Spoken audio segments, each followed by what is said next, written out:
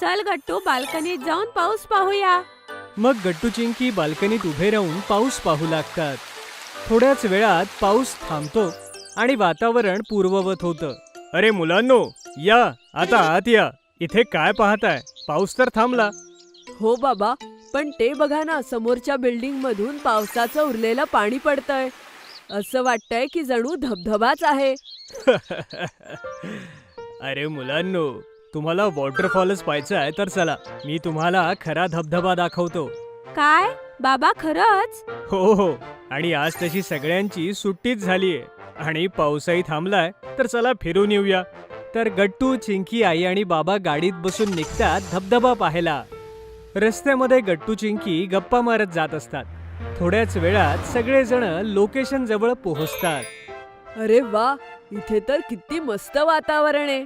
हो, किती गारगार वारा सुटलाय आणि मस्त हिरवंगार दिसतंय.